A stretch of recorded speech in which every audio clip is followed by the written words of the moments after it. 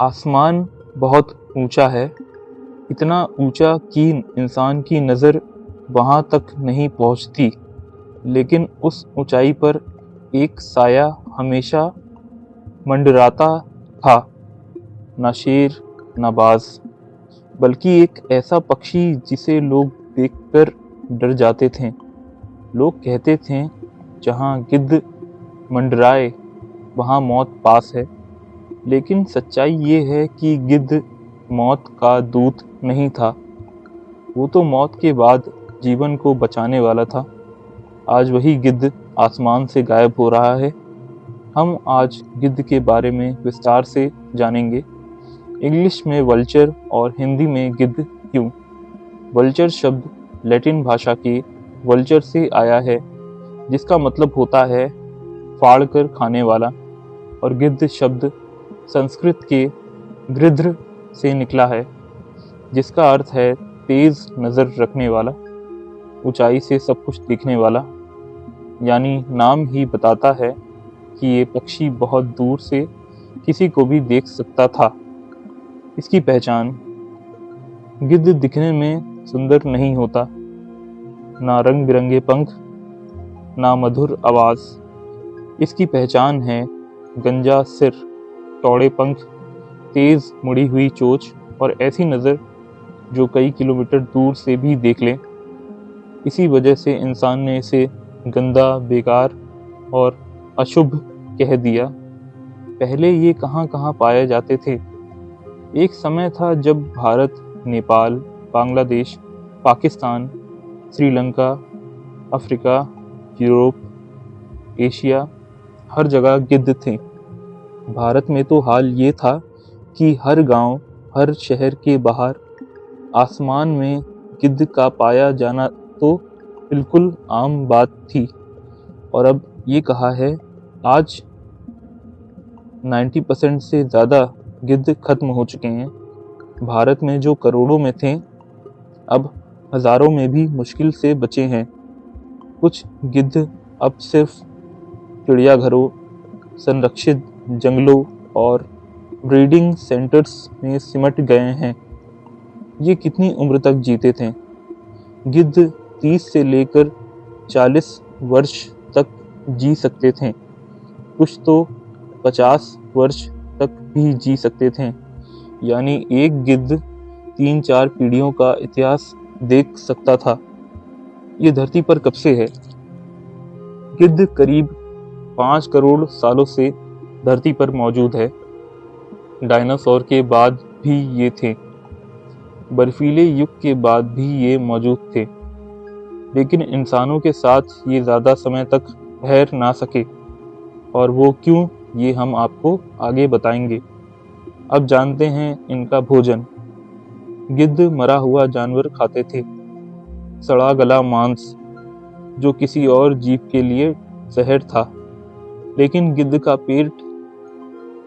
पेट इतना ताकतवर था कि खतरनाक बैक्टीरिया, जहरीले वायरस, ये सारी चीज़ें गिद्ध खाकर खत्म कर देते थे।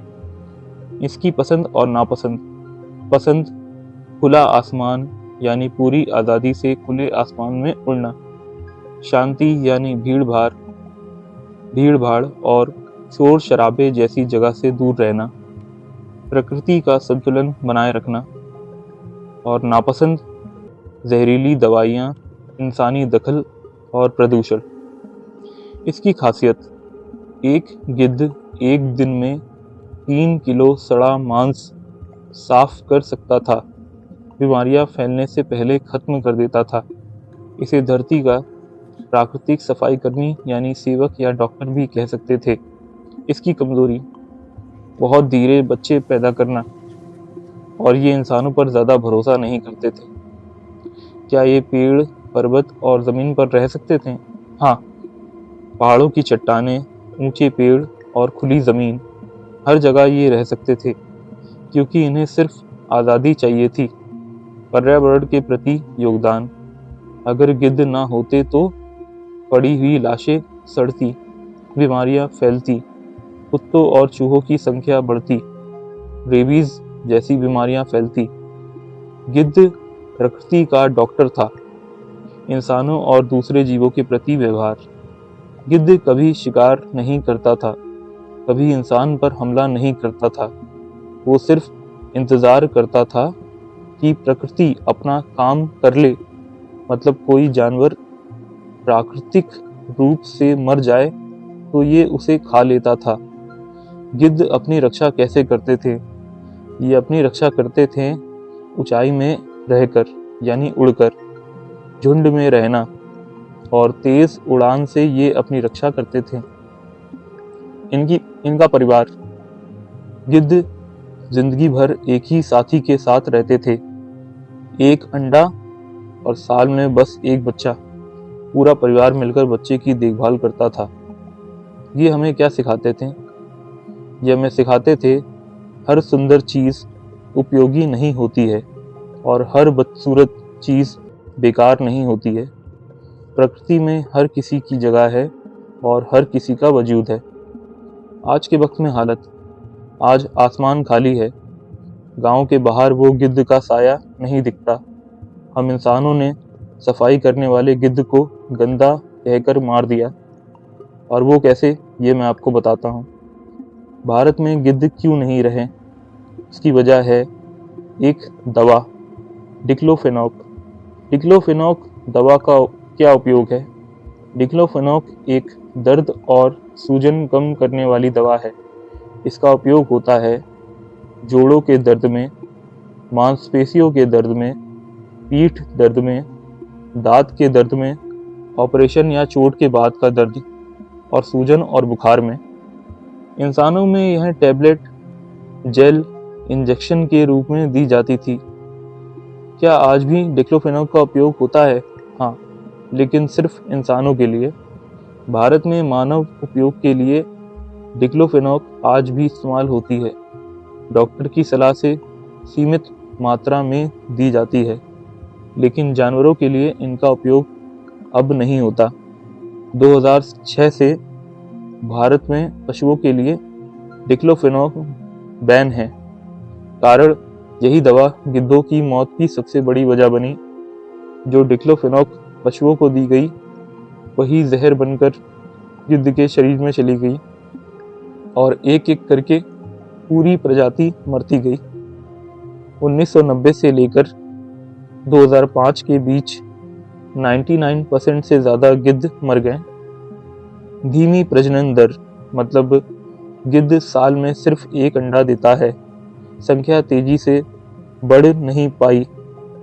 जितने गिद्ध मरे उतने नए गिद्ध पैदा नहीं हो सके। जंगल और सुरक्षित जगहों की कमी, मतलब पेड़ काटे गए, चट्टानों वाले इलाके खत्म हुए, घोंसला बनाने की जगह कम हो गई, और लोगों की गलत सोच, मतलब गिद्ध को अशुभ और गंदा माना गया। इन्हें बचाने पर ध्यान नहीं दिया गया।